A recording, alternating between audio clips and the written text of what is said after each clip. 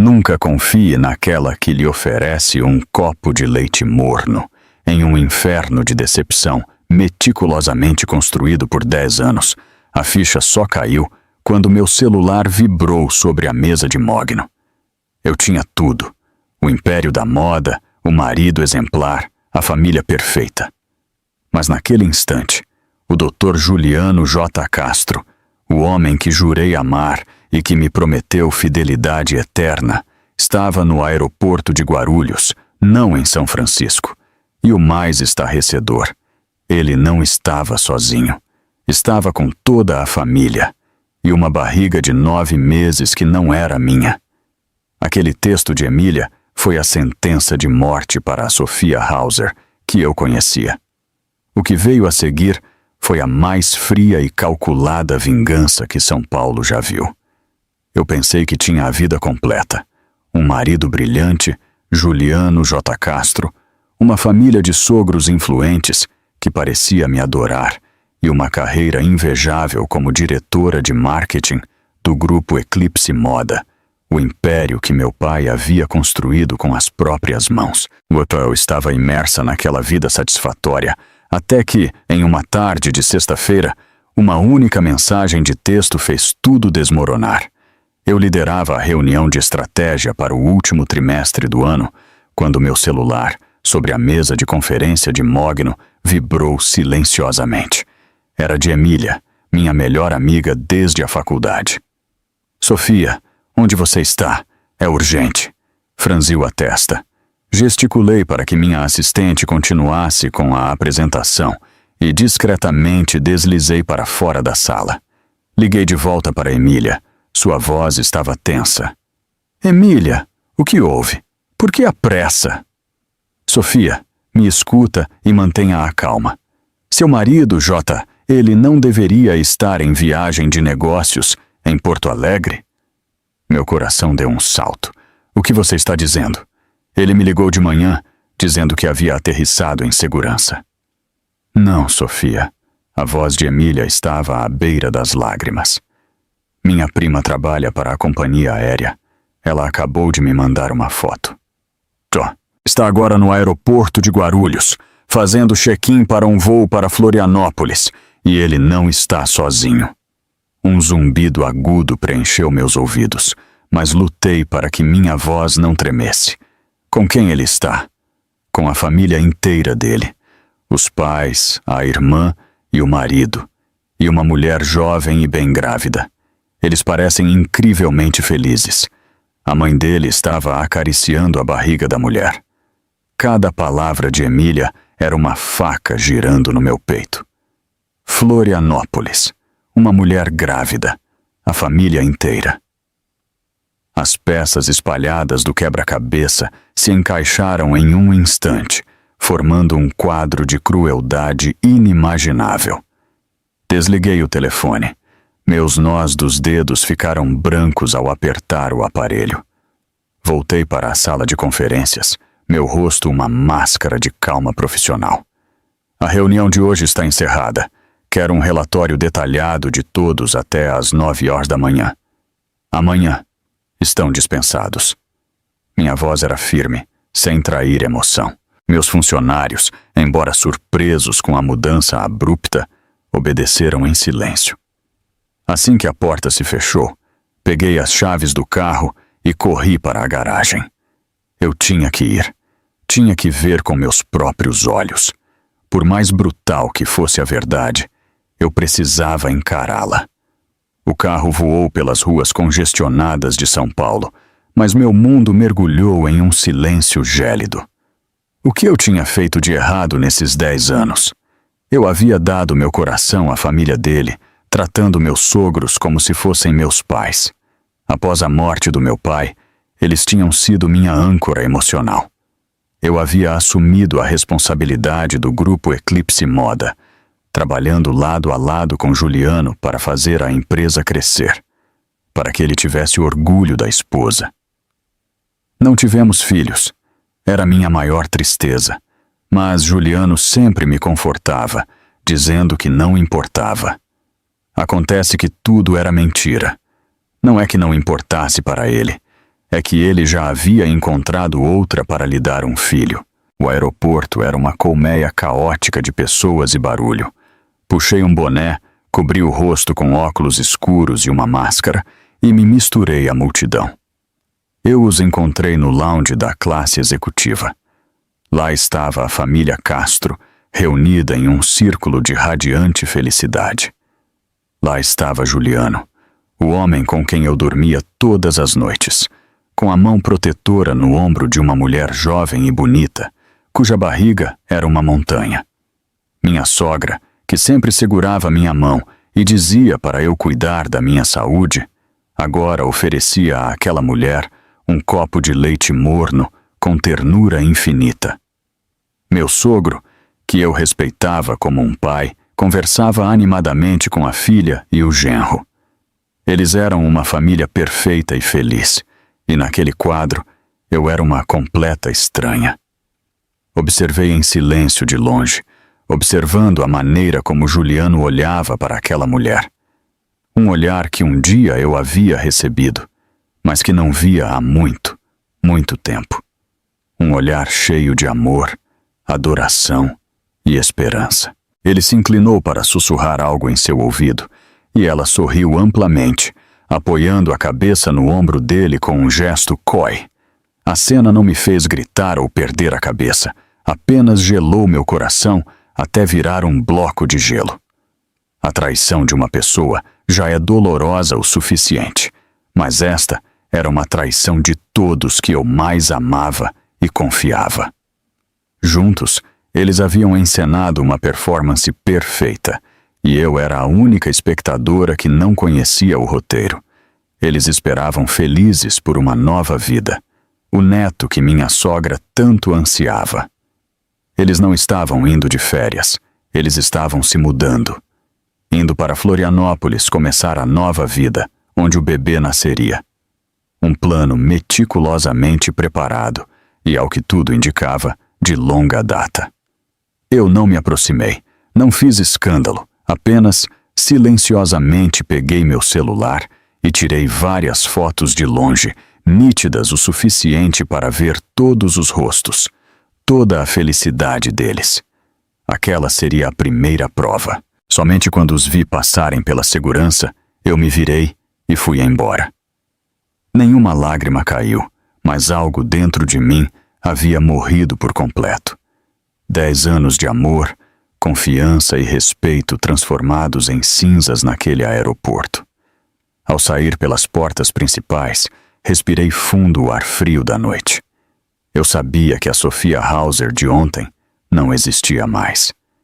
De agora em diante, eu seria outra Sophia, uma Sophia que retomaria tudo o que pertencia a ela e ao seu pai, custasse o que custasse. Dirigia até nossa casa geminada nos jardins, o lugar que um dia foi nosso lar. A casa espaçosa agora parecia vazia e estranhamente fria. O cheiro dos lírios que eu tanto amava ainda pairava no ar, mas já não me trazia paz. Ao invés disso, me sufocava como um escárnio. Desde a grande foto do casamento na sala de estar até os chinelos de Juliano, cuidadosamente colocados na entrada, cada objeto na casa era um testemunho de uma mentira cruel. Não me permiti fraquejar. Fui direto para o escritório do segundo andar, onde as coisas mais importantes eram guardadas. Abri o cofre de alta segurança que meu pai havia instalado anos atrás.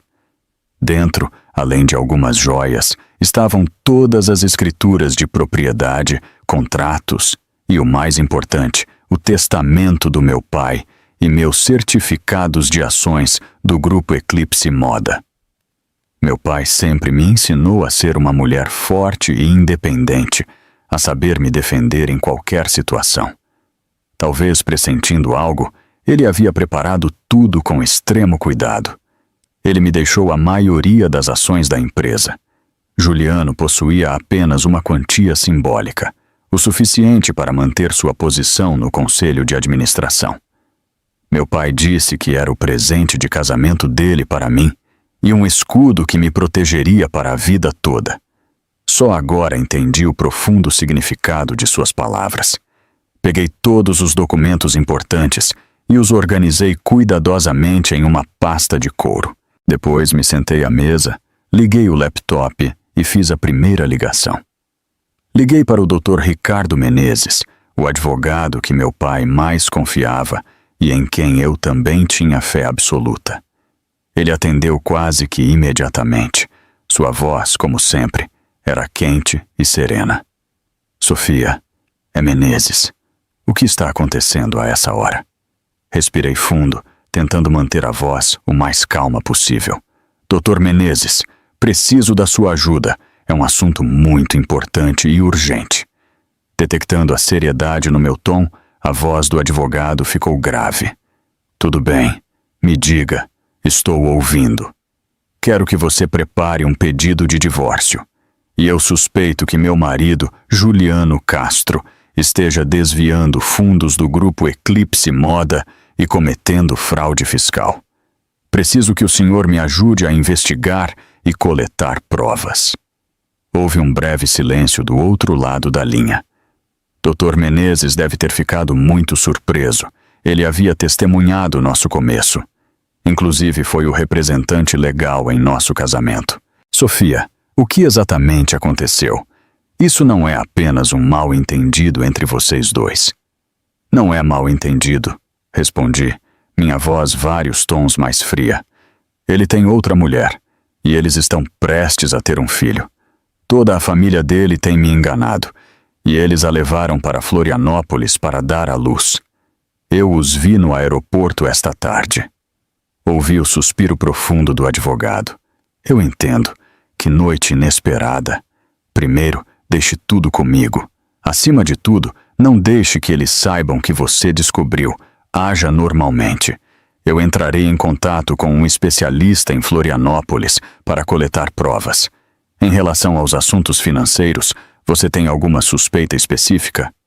Suspeito que ele esteja desviando fundos por meio de empresas de fachada, usando sua posição de vice-presidente, ou por meio de doações, especialmente via Fundação Farol do Futuro, que leva o nome do meu pai. Preciso de um histórico completo de transações da fundação dos últimos 3 anos. Tudo bem, eu vou começar imediatamente. Você é a acionista majoritária e a filha do fundador. Você tem todo o direito de solicitar essas informações. Cuide de si mesma, Sofia. Você não pode desmoronar. Os colegas leais do seu pai e eu estaremos sempre ao seu lado. Quando a ligação terminou, me senti um pouco mais forte. Eu não estava sozinha nesta luta. Imediatamente comecei meu próprio trabalho. Usando meu acesso de administradora-chefe ao sistema de servidor da empresa, fiz um backup secreto de todos os dados de e-mail, registros de conversas de trabalho e arquivos relacionados a Juliano dos últimos 3 anos.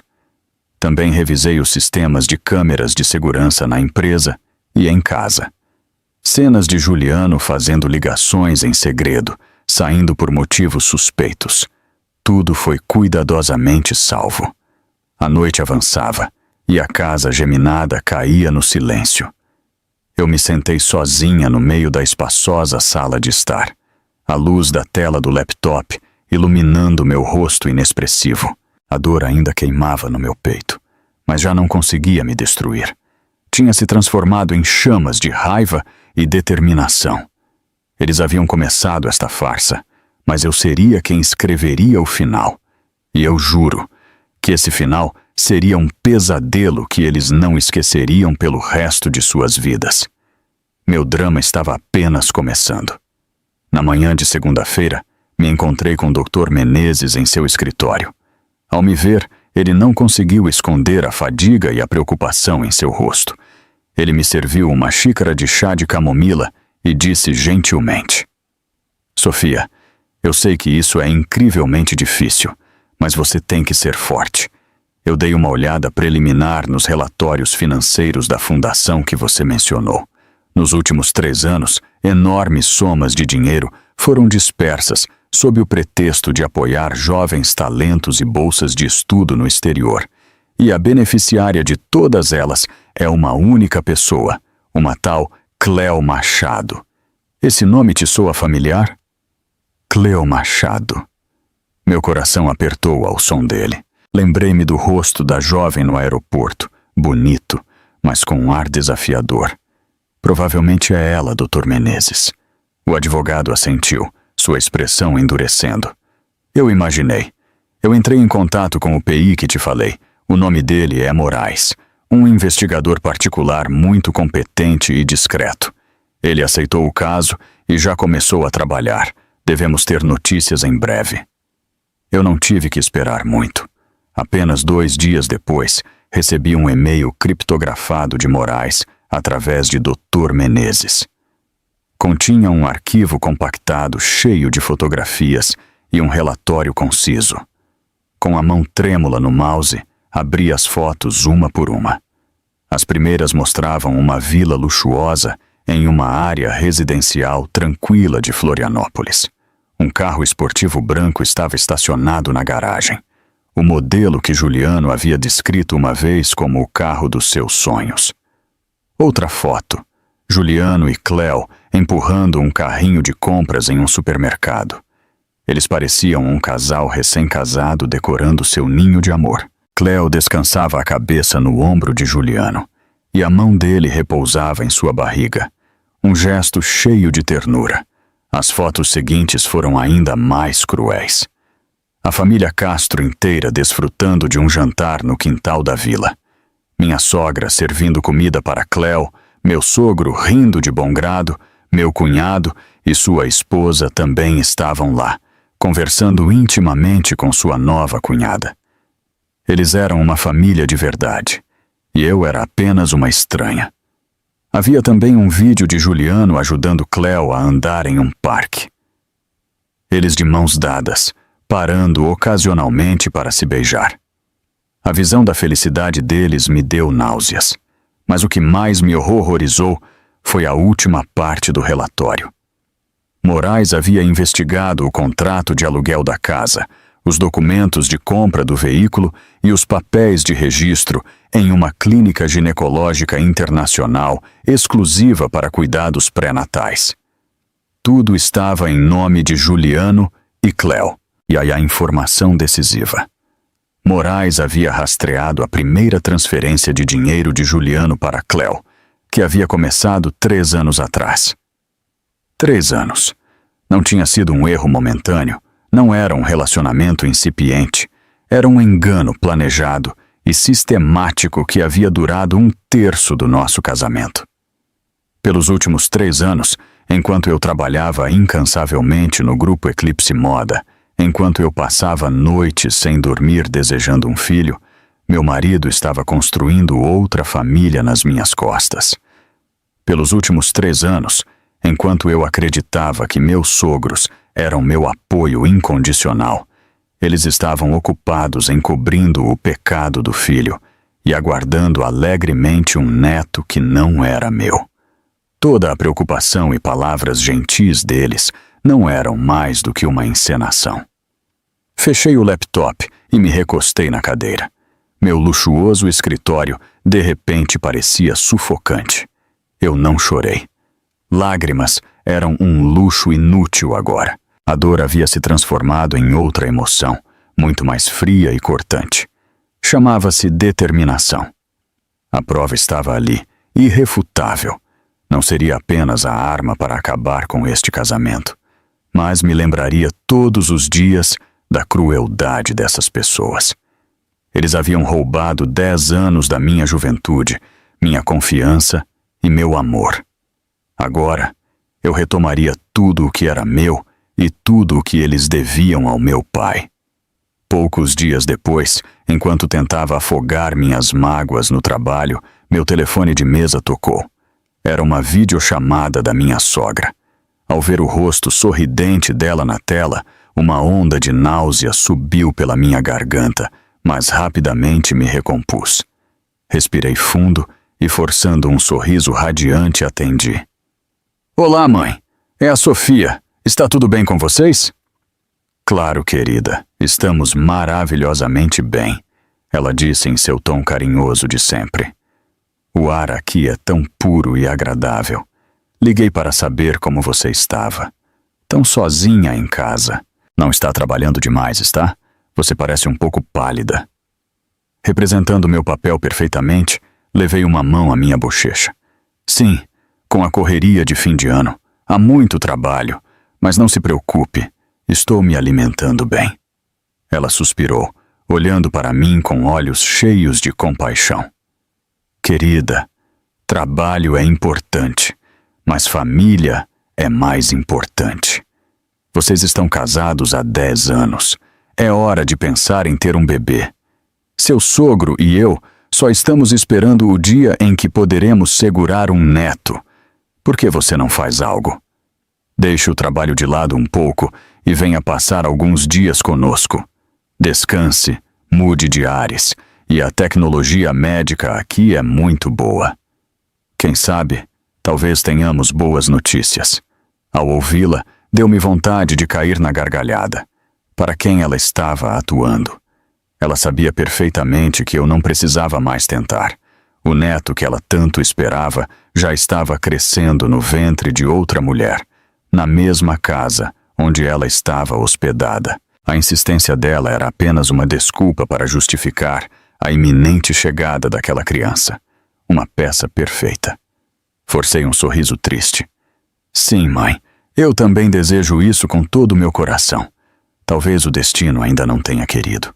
Assim que eu terminar este projeto, farei outro check-up completo. Naquele momento, meu sogro apareceu na tela. Com seu sorriso amigável de sempre, ele acenou para mim. Sofia, sou eu. Com Juliano nessa viagem de trabalho difícil, você tem que se cuidar bem em casa. Não se esforce demais. Sim, pai, estou bem. O senhor também se cuide. Mais uma mentira descarada. Uma viagem de trabalho. A família dele, do mais velho ao mais jovem, eram todos atores excepcionais. Juntos eles encobriam um pecado. Juntos, eles pisoteavam meus sentimentos e minha confiança. Eles pensavam que eu era uma tola facilmente enganada com palavras doces e falsas preocupações. Quando a ligação terminou, o sorriso desapareceu do meu rosto instantaneamente. Levantei e caminhei até a janela, observando os carros movimentados lá embaixo. A hipocrisia deles me enojava. Por 10 anos eu havia vivido entre lobos em pele de cordeiro. Eles fingiam se importar comigo e me amar. Mas pelas minhas costas, eles estavam se preparando para me dilacerar. Eu já tinha visto o suficiente dessa peça. Agora era minha vez de baixar as cortinas. Mas antes de fazer isso, eu faria questão de que cada ator dessa farsa pagasse um preço muito, muito alto por seu papel. Antes que minha aversão por meus sogros pudesse diminuir, outra lâmina perfurou meu coração. Esta era mais afiada e cruel, forjada a partir do legado do meu próprio pai. Naquela manhã, Dr. Menezes me chamou em seu escritório, com uma expressão de gravidade sem precedentes. Ele colocou uma pasta grossa em sua mesa. Sofia, sente-se. Prepare-se para o que você está prestes a ver. Ele abriu a pasta e apontou para o detalhamento das despesas da Fundação Farol do Futuro. Como já sabíamos, Juliano Castro tem enviado dinheiro para aquela mulher, Cleo Machado, sob o pretexto de bolsas de estudo, mas a escala é muito maior do que imaginávamos. Não estamos falando de algumas centenas de milhares de reais. São milhões, transferidos em pequenas quantias ao longo de 3 anos. Milhões de reais. Senti como se alguém estivesse apertando meu coração. Esta fundação era o orgulho do meu pai. Ele a criou para ajudar crianças carentes que queriam estudar, para levar a luz do conhecimento a áreas desfavorecidas. E Juliano, o genro em quem meu pai tanto confiou, ousou transformá-la em seu caixa eletrônico pessoal para sustentar sua amante. Com o sangue e o suor do meu pai, com o dinheiro dos doadores, com fundos que deveriam ter sido usados para comprar livros e construir escolas, ele havia comprado uma casa de luxo e um carro caro para ela. Maldito seja! Cerrei os dentes. Pela primeira vez, Não consegui conter minha raiva. Ele não é humano, doutor. Menezes colocou uma mão reconfortante no meu ombro. Acalme-se. Raiva não resolve problemas. Precisamos de uma cabeça fria. E esta é a parte mais importante. Ele deslizou outra pilha de papéis em minha direção. Esta manhã, a assistente de Juliano enviou isto para o seu escritório. Ela diz que precisa da sua assinatura urgente para fechar a auditoria de fim de ano. Dê uma olhada. Peguei os documentos. A capa educadamente lia: confirmação de transação para auditoria contábil. O conteúdo consistia em cláusulas aparentemente normais, confirmando os investimentos e transações da empresa para o último ano fiscal. Nada suspeito. Um procedimento de rotina feito todos os anos. Há algum problema, Dr. Menezes? Perguntei. O advogado virou para a última página e apontou para uma cláusula minúscula em um apêndice. Aqui. Apêndice B, cláusula 7, acordo de transferência de ações. Isso te parece familiar? Apertei os olhos para ver melhor. Senti meu coração parar. Era o número de contrato para a cessão e delegação de ações que meu pai havia elaborado para mim.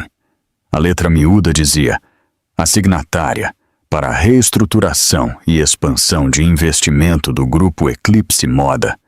Concorda em transferir incondicionalmente 20 de suas ações no Grupo Eclipse Moda para o membro do Conselho Juliano Castro. Este era o objetivo real dele. Ele não queria apenas o dinheiro. Ele queria engolir o Grupo Eclipse Moda inteiro. Todo o legado do meu pai. Ele estava usando minha confiança em hábitos de trabalho para me armar uma armadilha sutil. Uma armadilha projetada para que eu assinasse um documento que me faria perder tudo. Se eu não estivesse alerta, se eu tivesse apenas olhado e assinado como de costume, tudo teria acabado. Um suor frio escorreu pela minha nuca. Que plano dissimulado, disse Dr. Menezes com desprezo. Ele te subestimou, viu você como uma garota fácil de enganar. Ele deve ter tido tudo calculado. Com esses 20% adicionados às ações existentes dele e o apoio de outros acionistas que ele possa ter comprado, ele teria poder suficiente para te expulsar do conselho de administração. Eu encarei o papel. O ódio dentro de mim atingiu o auge, mas então uma ideia me ocorreu. Ele queria me armar uma armadilha? Perfeito. Eu transformaria aquela mesma armadilha em seu túmulo. Olhei para cima e encontrei os olhos de Dr. Menezes diretamente. Minha voz estava estranhamente calma. Dr. Menezes, vamos usar isto. Eu vou assinar o contrato dele. O que você está dizendo, Sofia? Você enlouqueceu? Ele exclamou surpreso. Se você assinar isso, você vai perder tudo. Não, Dr. Menezes. Ofereci um sorriso arrepiante. Eu vou assinar, mas não agora. Eu direi a ele que preciso revisar com mais cuidado. Vou ganhar tempo. Enquanto isso, nós prepararemos outro contrato com o mesmo formato, mas com um conteúdo diametralmente oposto. Se ele quer brincar com as palavras, eu brincarei com ele. Se ele tentar me enganar, eu o enganarei. Quando a hora chegar, não serei eu a assinar uma sentença de morte. Será ele. Lendo a determinação em meus olhos, a surpresa de Dr. Menezes se transformou em compreensão, e então ele assentiu firmemente. Tudo bem, faremos como você diz. É hora desse raposa cair na armadilha. Nos dias seguintes, mergulhei no trabalho como uma mulher possuída. De dia, eu ainda era a diretora de marketing competente e determinada, gerenciando impecavelmente todas as campanhas de fim de ano. À noite, junto com Dr. Menezes e sua equipe, eu analisava os relatórios financeiros linha por linha, rastreando a trilha de dinheiro sujo que Juliano havia desviado. O estresse do trabalho, combinado com a tensão da traição e o planejamento da vingança, esmagou meus ombros. Perdi peso drasticamente e as dores de estômago ficaram mais frequentes. No início, era uma dor surda, mas gradualmente se tornou uma dor aguda e latejante. Pensei que era devido ao estresse e às refeições irregulares. Então, tomei alguns antiácidos e voltei ao trabalho. Mas em uma manhã de quarta-feira, enquanto apresentava os planos de ano novo para toda a equipe de gestão, no momento em que falava sobre a estratégia de expansão em mercados estrangeiros, na qual eu tinha trabalhado tanto, uma dor aguda, como uma faca girando no meu estômago, me atingiu. Minha visão escureceu. Mal consegui agarrar a borda da mesa para não cair, mas minhas pernas cederam. Antes de perder a consciência, ouvi vagamente o grito de pânico da minha assistente e o som de uma cadeira tombando. Quando acordei, o cheiro de desinfetante, típico de hospitais, encheu minhas narinas. Eu estava em uma cama branca com um soro no braço. Minha melhor amiga Emília estava sentada ao meu lado, com os olhos vermelhos. Ao me ver abrir os olhos, ela rapidamente pegou minha mão. Sofia, você está bem? Você me assustou até a morte. Eu estou bem, sussurrei, minha garganta seca, apenas um pouco cansada. Naquele momento, um médico idoso de aparência gentil entrou no quarto. Ele olhou para mim com compaixão e depois se dirigiu a Emília. Eu poderia falar com a paciente a sós, por favor? Emília assentiu e saiu relutantemente.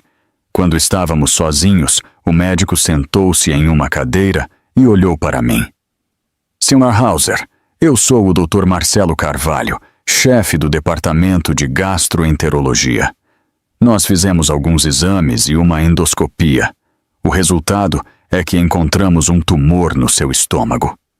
Senti como se meu coração tivesse parado. Um tumor? É grave, doutor?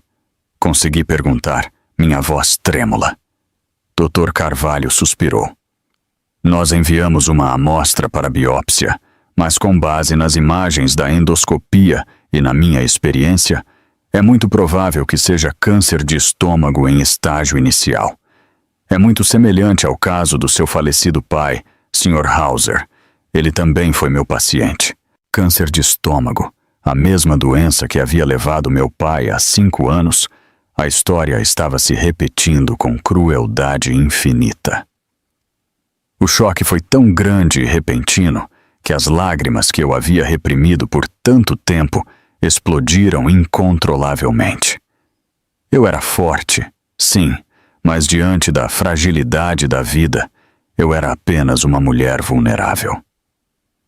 O médico idoso esperou em silêncio até que eu parasse de chorar. Quando me acalmei um pouco, ele continuou gentilmente. Sofia, eu sei que isso é um choque enorme, mas a medicina hoje avançou muito mais do que há 5 anos. Já que detectamos cedo, a taxa de cura é muito alta.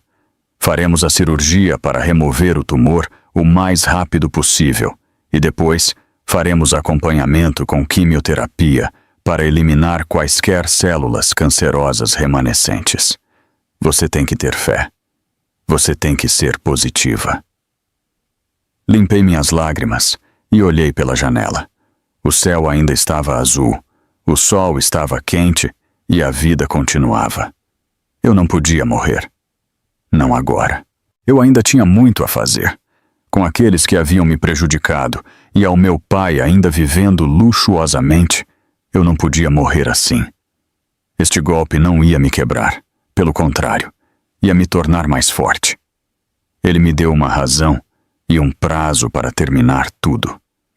Olhei de volta para Dr. Carvalho, meu olhar agora firme.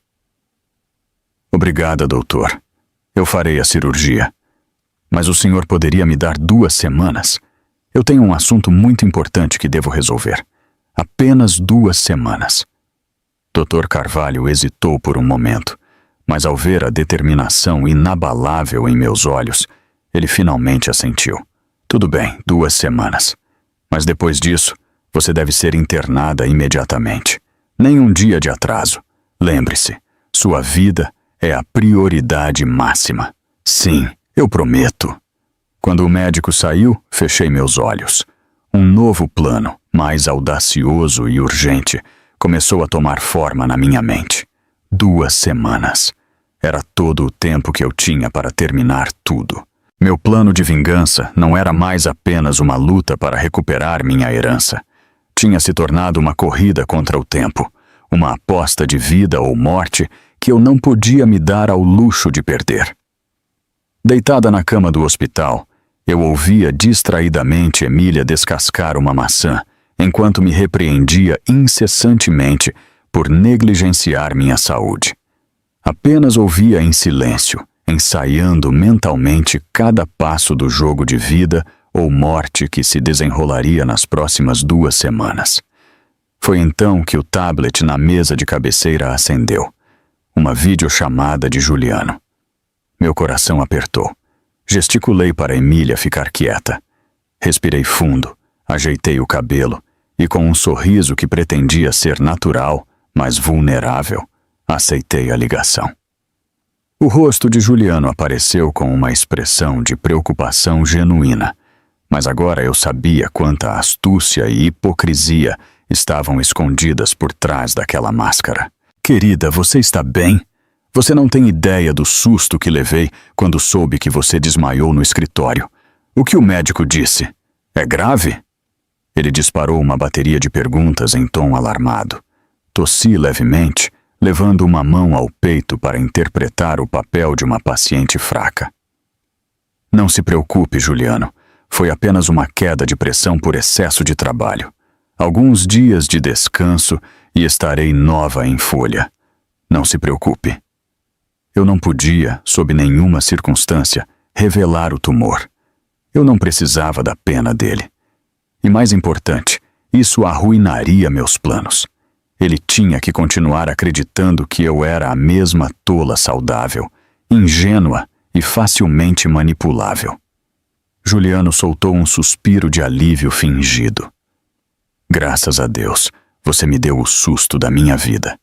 Você tem que se cuidar. Por mais importante que seja o trabalho, não é mais importante que a sua saúde. Sinto muito estar tão longe e não poder cuidar de você.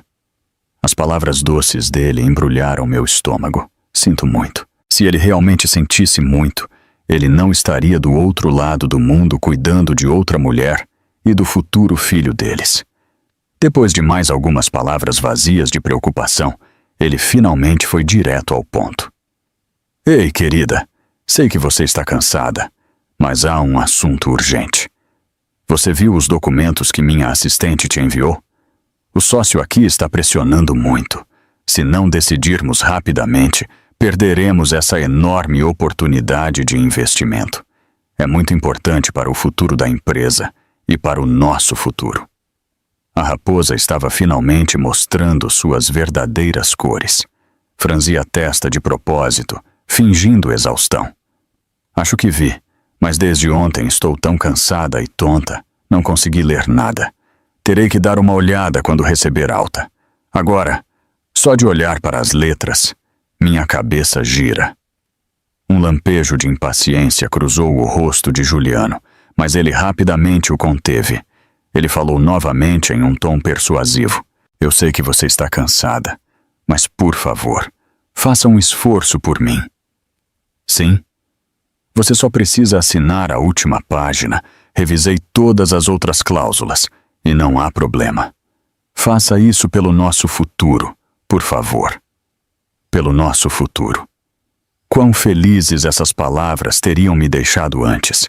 Agora, elas apenas me davam nojo. No futuro de que ele falava, claramente não havia espaço para mim. Bom, vou dar uma olhada, respondi com um tom levemente de reprovação. Estou tão doente e você me importunando com coisas da empresa. Parece que você não se importa comigo de jeito nenhum. Claro que não, querida. Você é a coisa mais importante para mim, ele disse rapidamente. Você quer que eu ligue para a minha mãe para ela vir cuidar de você por alguns dias? Ele até ousou mencionar a mãe dele. Que performance conjunta perfeita. Balancei a cabeça. Não, não é necessário. Emília está aqui. Sua mãe teria uma longa viagem. Coitada. Deixe-a descansar.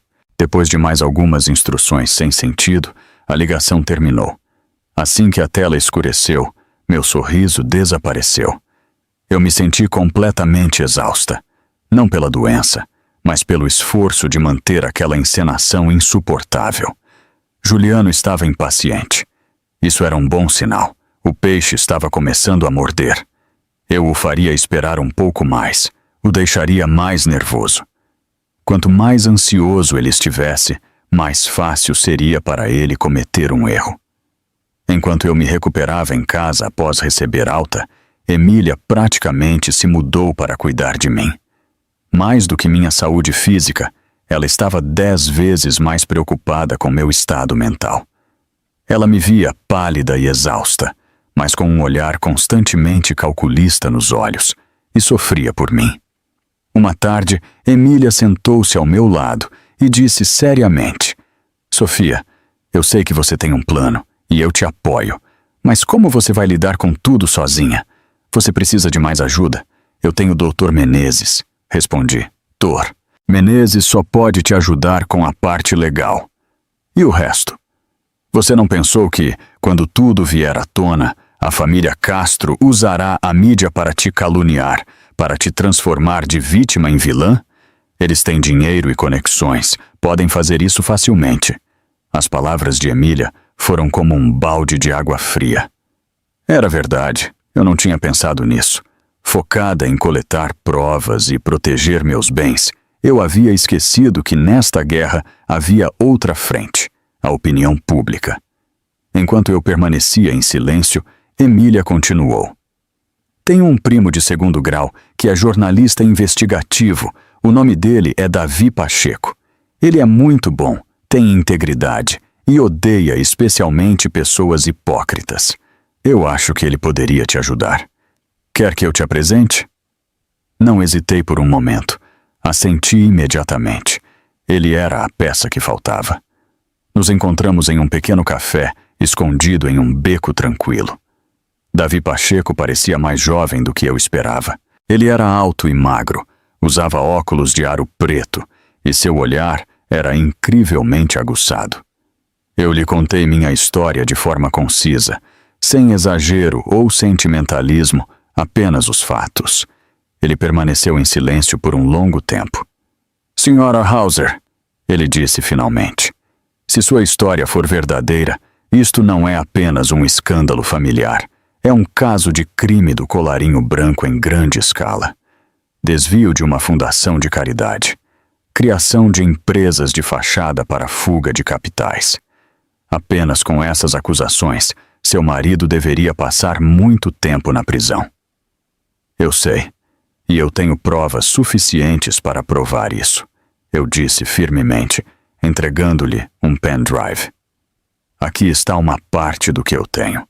Preciso que você investigue as empresas de fachada que Juliano criou e suas rotas de movimentação de capital para o exterior mais a fundo.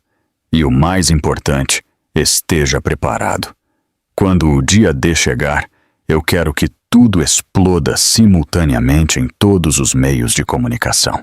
Não quero deixar a ele ou a família dele nenhuma maneira de negar seus crimes. Davi Pacheco pegou o pendrive. Seus olhos brilharam com o interesse de um jornalista diante de um enorme caso. Não se preocupe, eu amo essas histórias. A justiça deve prevalecer. Vou começar a trabalhar imediatamente. Manteremos contato através de Emília. Com a ajuda de Davi, eu me senti como um tigre que havia ganhado asas.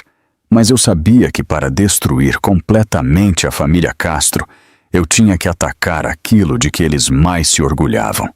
Sua reputação de família respeitável. E eu encontrei um ponto fraco fatal.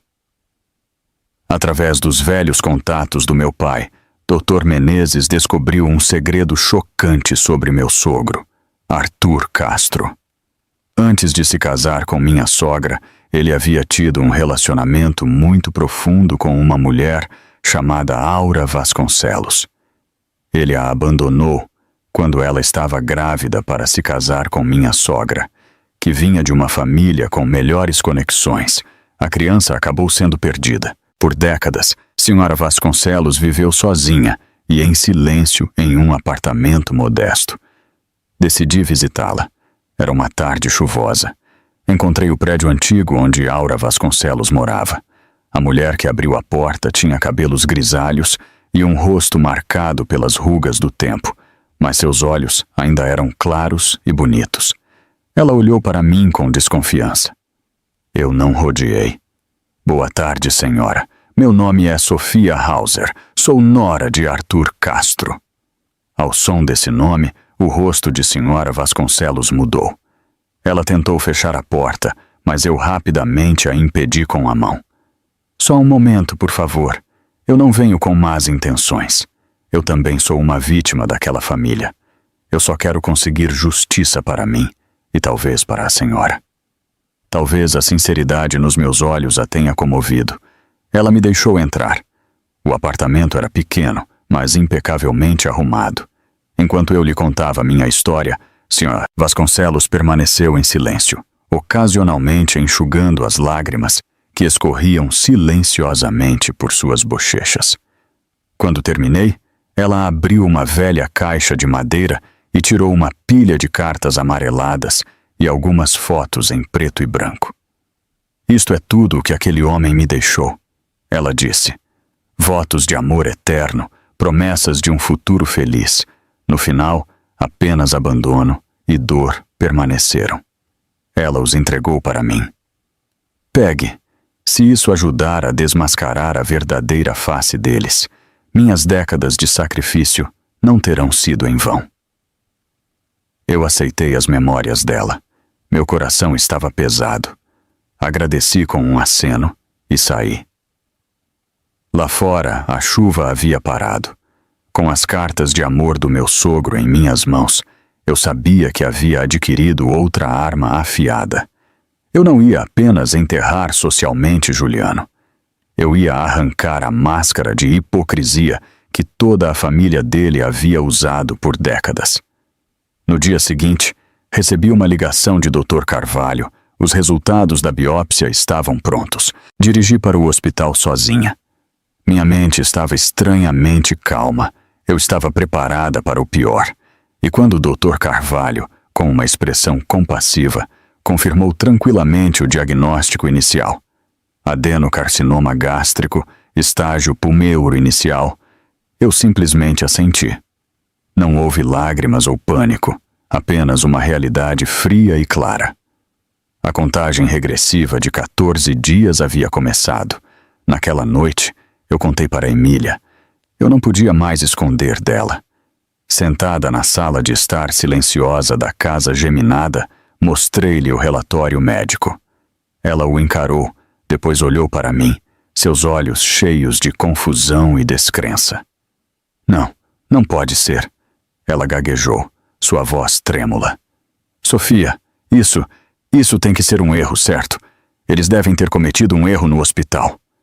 Ela amassou o papel e explodiu em lágrimas.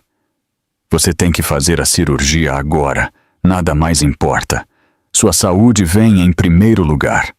Dane-se aquele desgraçado. Dane-se a empresa. Primeiro você tem que viver. Peguei as mãos trêmulas dela e as apertei com força. Emília, me escuta. Eu vou fazer a cirurgia. Eu prometi ao médico. Mas não agora. Por quê? Ela gritou exasperada. Por que não agora? Você percebe que está arriscando sua vida? É precisamente por isso. Olhei-a diretamente nos olhos, minha voz firme e clara. É precisamente por isso que eu não posso entrar em uma sala de cirurgia assim. Emília, o Grupo Eclipse Moda não é apenas uma herança. É a obra da vida do meu pai. Eu não posso deixar que caia nas mãos de um canalha que me enganou e desviou fundos da fundação do meu pai para sustentar sua amante. Se algo acontecesse comigo na cirurgia, Juliano, como meu herdeiro legal, receberia parte dos meus bens. Ele usaria isso para continuar controlando a empresa. Se isso acontecesse, eu não poderia morrer em paz. Prefiro morrer a ter o legado do meu pai manchado por um cara como esse. Diante da determinação nas minhas palavras, Emília ficou sem fala.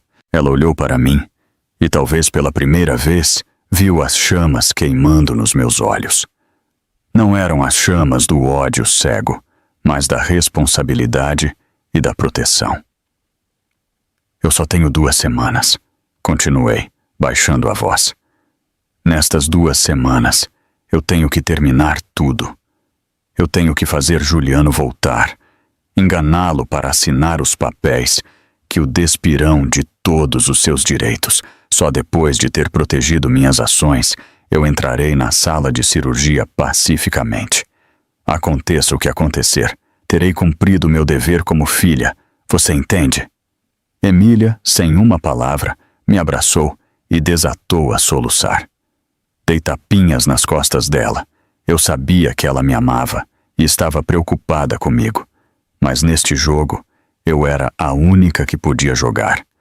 Era uma aposta de vida ou morte com minha vida e o legado do meu pai em jogo.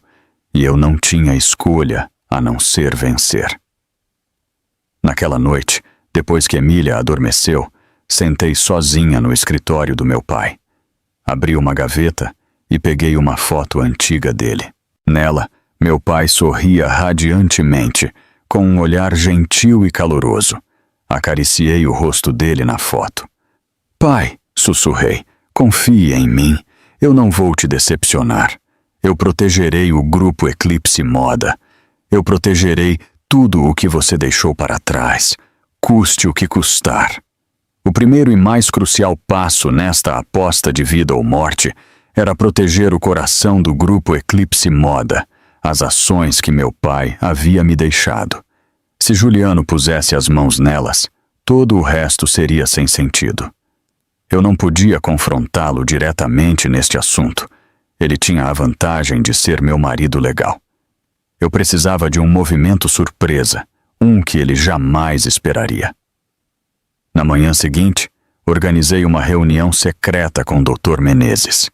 O local não era nem a empresa, nem o escritório dele, mas uma vila em um resort nos arredores da cidade, uma antiga propriedade do meu pai. Convidei apenas 3 pessoas. O Sr. Jailas, diretor da fábrica, um dos fundadores que havia seguido meu pai desde o início, a Sra. Alcântara, a diretora financeira, famosa por sua integridade e prudência, e o Sr. Távora, o diretor de logística, um homem leal e íntegro. Eles não eram apenas acionistas importantes, mas também pessoas que eu respeitava, que haviam me visto crescer. Quando os 3 entraram, todos tinham expressões preocupadas. Eles haviam ouvido que eu tinha desmaiado e pensaram que eu os havia convocado por causa de um problema de saúde. Eu os fiz sentar, servi-lhes chá eu mesma e fui direto ao ponto. Senhoras e senhores, eu os reuni aqui hoje por um assunto do qual depende a sobrevivência do Grupo Eclipse Moda. Coloquei a prova irrefutável na mesa. As fotos de Juliano e sua amante em Florianópolis, os extratos bancários dos milhões de reais desviados da fundação. E, finalmente, a confirmação de auditoria falsificada com o adendo para transferir 20% das minhas ações. Ao verem tudo, os rostos dos 3 mudaram. Preocupação se transformou em choque e depois em raiva. O Sr. Jales, o mais esquentado, bateu o punho na mesa. Aquele desgraçado miserável. Depois que o presidente confiou tanto nele, até lhe deu a única filha. Como ele se atreve a cometer tal atrocidade? Aquele homem não merece mais um dia no Grupo Eclipse Moda. A senhora Alcântara, mais calma, tinha um brilho arrepiante em seus olhos penetrantes. É um método incrivelmente astuto e maligno. Ele deve estar planejando isso há muito tempo. Se você não tivesse descoberto a tempo, Sofia, o Grupo Eclipse Moda já poderia ter mudado de mãos. Esperei que a raiva deles diminuísse um pouco e então expliquei meu plano. Eu sei que Juliano Castro não vai desistir dessa conspiração. Em breve terei que me ausentar por um tempo para tratamento médico. Durante esse tempo, não posso permitir que o legado do meu pai corra perigo. É por isso que, embora seja um pedido muito arriscado, eu não tenho outra escolha. quero lhes pedir um favor. Fiz uma pausa e olhei para cada um deles diretamente nos olhos. Eu quero que vocês segurem temporariamente 30 das minhas ações no Grupo Eclipse Moda sob a supervisão de Dr. Menezes, na forma de um acordo de confiança legalmente vinculativo. Desta forma, minhas ações não serão mais o alvo de Juliano. E mais importante, o poder central do grupo permanecerá nas mãos das pessoas mais leais ao meu pai. Os três ficaram em silêncio. Eles entenderam a gravidade da situação.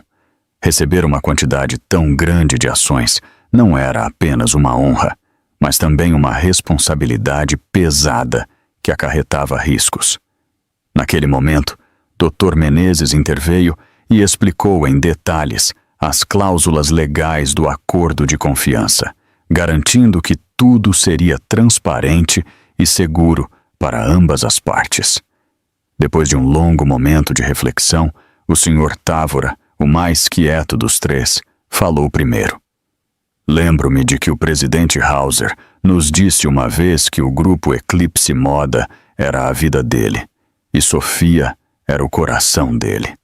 Agora, tanto a vida quanto o coração dele estão sob ameaça. Nós lhe devemos muito. Não temos razão para ficar parados e não fazer nada. O Sr. Giles e a Sra. Alcântara assentiram em uníssono. Concordamos. Nós aceitamos. Você, Sofia, não se preocupe com nada e se concentre no seu tratamento. Nós cuidaremos disso. Garantiremos que este Juliano Castro não toque em um único fio de cabelo do Grupo Eclipse Moda. Lágrimas brotaram nos meus olhos, mas eu as segurei. Levantei e fiz uma profunda reverência para os três. Obrigada. Eu nunca esquecerei esta demonstração de lealdade. O acordo de confiança foi assinado ali mesmo. Com o documento assinado em minhas mãos, senti como se um peso enorme tivesse sido tirado dos meus ombros. O primeiro e mais sólido muro para proteger o legado do meu pai foi construído. Agora eu podia passar para a próxima fase com tranquilidade, armar a armadilha e esperar o peixe grande nadar direto para a rede. Com a fortaleza para proteger o Grupo Eclipse Moda firmemente erguida, comecei a tecer a teia. Eu não tinha muito tempo. Eu tinha que agir rapidamente e decisivamente. O teatro da minha falsa falência tinha começado oficialmente. A primeira coisa que fiz foi adotar deliberadamente um olhar abatido. Eu não precisava atuar. A doença no meu corpo, as noites sem dormir e o estresse extremo já haviam gravado exaustão e fraqueza no meu rosto. Parei de usar maquiagem e escolhi ternos soltos e de cores escuras para esconder meu corpo cada vez mais magro. Toda vez que eu ia para a empresa, eu andava com passos pesados, com olheiras profundas e um olhar perdido. A imagem da CEO sempre vibrante havia desaparecido completamente, substituída pela de uma mulher esmagada por um fardo pesado. Em seguida, comecei a espalhar boatos, não descaradamente, mas com algumas palavras cuidadosamente escolhidas, ditas para a pessoa certa na hora certa, em um almoço com alguns parceiros de negócios de longa data e notoriamente fofoqueiros. Mencionei casualmente que um grande contrato de exportação para a Europa havia dado errado, afetando severamente o fluxo de caixa da empresa. Eu disse, com uma expressão triste, que estava procurando financiamento por toda parte, mas a situação não era boa. Só com isso, o boato de que o Grupo Eclipse Moda estava em uma crise financeira se espalhou como fogo pelo mundo dos negócios. Para adicionar plausibilidade, sob a supervisão da Sra. Alcântara, ordenei ao departamento financeiro que atrasasse alguns pagamentos não essenciais a fornecedores menores. É claro que a Sra. Alcântara se reuniu secretamente com eles para explicar a situação e garantir seus direitos, mas para os de fora era um sinal inequívoco de que o Grupo Eclipse Moda estava ficando sem fundos. Mas o golpe final foi colocar a casa geminada à venda. Liguei para a maior imobiliária da cidade e pedi que listassem nosso lar conjugal para venda, a um preço quase 30 abaixo do mercado, como uma venda urgente. Enfatizei que precisava vendê-la dentro de 2 semanas para resolver os problemas da empresa. A notícia de que uma casa geminada de luxo em uma área nobre estava à venda a um preço de banana imediatamente abalou a alta sociedade e os portais de notícias imobiliárias. Todos acreditaram na história que a filha do falecido presidente Hauser estava vendendo seu último bem para salvar o legado do pai. Tudo estava indo de acordo com o plano. Os funcionários da empresa começaram a sussurrar e a atmosfera de trabalho ficou tensa. Alguns já estavam procurando novos empregos, os concorrentes se regozijavam. E eu, no centro da tempestade, mantinha uma expressão de sofrimento em público, mas por dentro eu estava estranhamente calma. A isca estava espalhada por toda parte e a rede estava pronta. Eu só tinha que esperar que o peixe mais ganancioso e tolo pulasse sozinho. Cada dia que passava, a dor no meu estômago me lembrava que meu tempo estava se esgotando.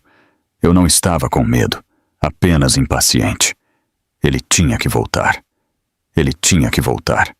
Eu não tive que esperar muito. 3 dias depois que a notícia da venda da casa geminada estourou, recebi uma ligação da minha sogra no meio da noite. Deixei tocar de propósito por um tempo antes de atender com uma voz sonolenta e cansada. Alô? Quem é? Sofia, sou eu. O que diabos você está fazendo? Por que há um boato de que você colocou a casa à venda e a um preço ridiculamente baixo? Você perdeu a cabeça? Do outro lado da linha, a voz dela era aguda e cheia de pânico. Fiquei em silêncio por um momento e então comecei a soluçar. Sinto muito, mãe. Sinto muito. E sinto muito conserta tudo. Explique o que aconteceu. A empresa realmente está em uma situação tão ruim? Comecei o drama que havia preparado. Eu lhe contei, entre soluços engasgados, sobre o contrato europeu cancelado, a exigência de indenização do parceiro, a pressão do banco para pagar empréstimos. Pintei um quadro desolador de um grupo poderoso à beira do colapso. É tudo minha culpa. Sinto muito. Desde que o papai morreu e com Juliano tão longe, eu não consegui lidar com tudo. Eu arruinei a obra da vida do meu pai. Mãe, se eu não vender a casa, não consigo pagar os salários dos funcionários ou a indenização. Eu acho que vou ter que declarar falência. Ouvi a respiração agitada dela do outro lado da linha. Eu sabia que minhas palavras haviam atingido o alvo do seu maior medo. A possibilidade de perder o dinheiro, a casa geminada, a galinha dos ovos de ouro que era o grupo Eclipse Moda, o caixa eletrônico infinito da família dela. Falência? O que você está dizendo? Não! Ela gritou. Espere, eu vou falar com Juliano. Ele tem que voltar agora. Ele tem que voltar para salvar a empresa. Ela desligou abruptamente. Eu desliguei o telefone e enxuguei minhas lágrimas falsas. Um sorriso frio se formou nos meus lábios. Tinha sido mais fácil do que eu pensava. A ganância e a ignorância deles eram meus melhores aliados. Como esperado, cerca de 1 hora depois, meu telefone tocou novamente. Desta vez era Juliano.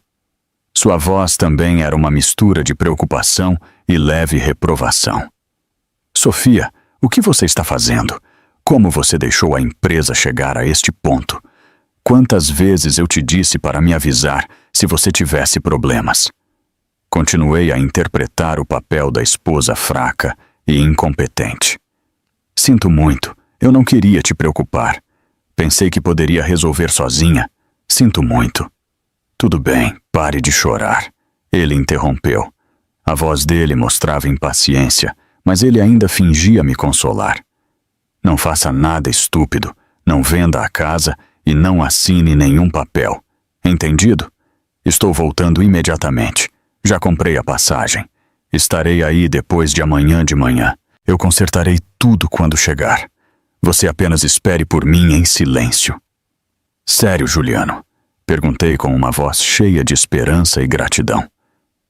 Você realmente está voltando? Realmente. Estou voltando para te ajudar. Não se preocupe com nada. Ele desligou. Sentei em silêncio no escuro. O peixe havia fisgado a isca. Não apenas fisgou, mas estava nadando direto para o anzol. Sem saber, este voo de volta seria sua passagem só de ida para o fim de sua opulência. Bem-vindo ao lar, meu querido marido. Preparei uma sentença de morte magnífica para você. 2 dias depois, em uma fria manhã de fim de outono, Juliano voltou. Eu fui ao aeroporto buscá-lo. Vesti de propósito um vestido cinza solto sem uma gota de maquiagem, mostrando sem remorso minha fadiga em olheiras. Quando Juliano saiu pelo portão de desembarque, ele parecia cansado do longo voo, mas não conseguia esconder sua arrogância de salvador. Ele me examinou da cabeça aos pés, com uma mistura de pena e nojo. O que é esse visual? Você não consegue nem cuidar de si mesma. Em vez de uma saudação, ele me lançou uma reprovação, enquanto se aproximava, arrastando sua mala. Interpretei meu papel de esposa culpada perfeitamente, baixando a cabeça. Sinto muito, eu só não sei o que fazer.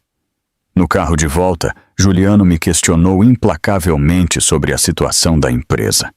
Descrevi a crise em detalhes, as perdas fictícias que eu havia inventado logicamente, as dificuldades que descrevi pateticamente. Quanto mais ele ouvia, mais convencido ele ficava. Ele começou a me dar sermões, analisando meus erros, sem esquecer de se gabar. Viu só? 1 semana sem mim, e olhe para este desastre. Deixe tudo comigo. Você só faz o que eu digo. Assim que chegamos em casa, ele jogou o paletó no sofá e foi direto ao ponto. Vamos, me diga a situação específica. Quanto é a dívida? Há alguma maneira de conseguir capital? Era hora de lançar a isca final. Peguei a pasta grossa que Dr. Menezes havia preparado para mim e a coloquei sobre a mesa. Olhe para isto, eu disse com uma voz apática. Eu fiz o que pude. Um fundo de investimento está disposto a nos emprestar uma grande soma para superar essa fase difícil, mas as condições são muito estritas. Eles estão pedindo garantias e para você, como vice-presidente, assumir responsabilidade pessoal. Juliano pegou a pasta e começou a folheá-la. Os documentos, com dezenas de páginas, foram redigidos de forma muito profissional, com cláusulas complexas e terminologia financeira difícil que Dr. Menezes havia incluído de propósito para confundi-lo. Reestruturação de dívida, contrato de garantia, acordo de segurança de ativos. Juliano murmurou os grandes títulos enquanto lia. Ele apenas olhou para a primeira parte com as cláusulas de empréstimo plausíveis, sem prestar atenção aos anexos no final.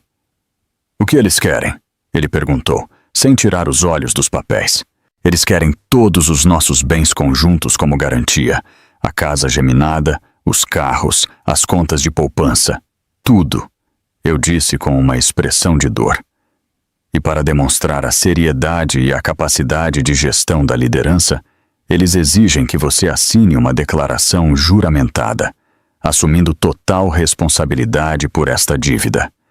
Na pior das hipóteses, você renuncia voluntariamente à administração desses bens e lhes dá prioridade para cobrar a dívida.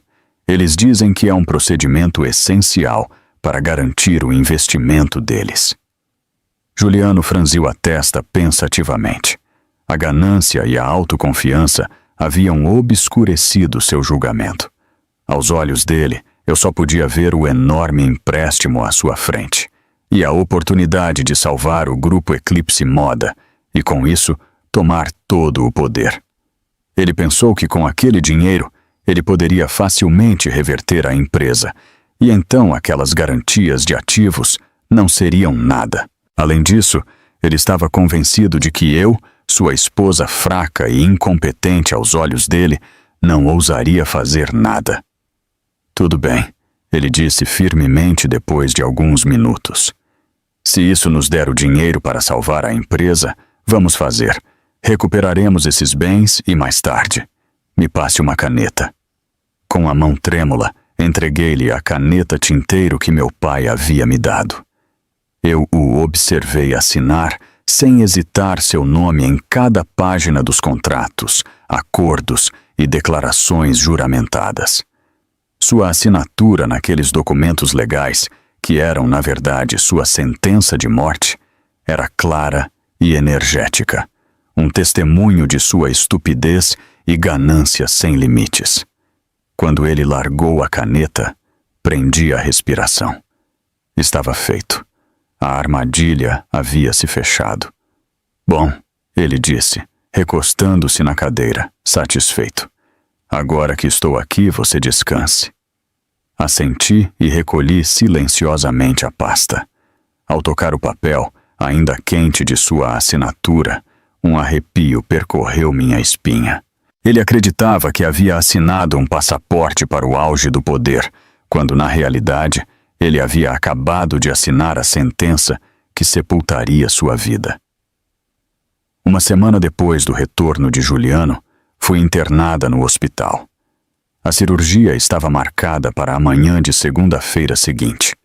Nos últimos 10 dias do meu jogo de vida ou morte, usei o tempo com Dr. Menezes, Davi Pacheco e os colegas leais do meu pai para finalizar todos os preparativos. Tudo estava pronto. Eu estava apenas esperando o dia. Naquela manhã, o céu sobre São Paulo estava nublado e caía uma chuva fina. Emília me levou para o hospital cedo. Enquanto eu vestia a camisola de paciente no quarto, me senti estranhamente leve, como se o fardo pesado que estava me esmagando estivesse prestes a ser liberado. Peguei a mão de Emília e dei-lhe minhas instruções finais.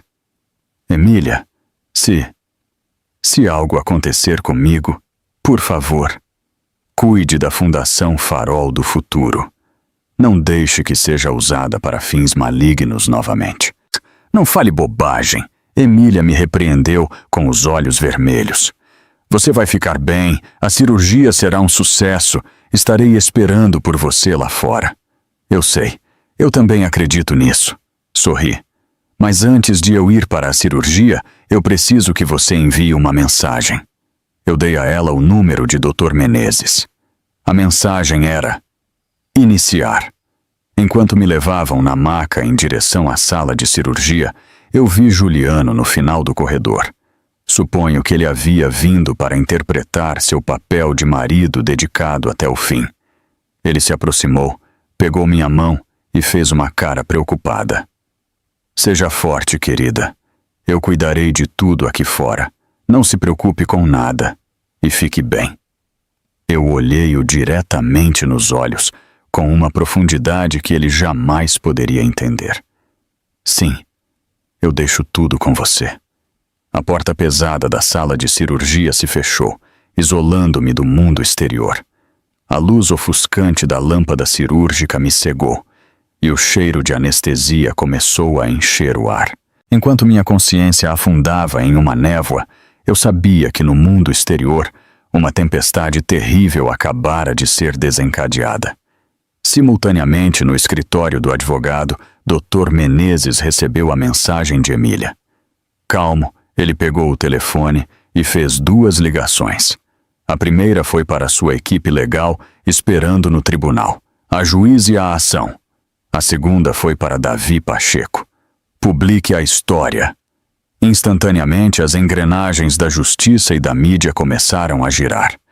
No Tribunal de Justiça de São Paulo, um volumoso pedido de divórcio foi protocolado, acompanhado por uma denúncia criminal contra Juliano Castro por fraude, desvio de fundos, quebra de dever fiduciário e adultério. Todas as provas foram anexadas.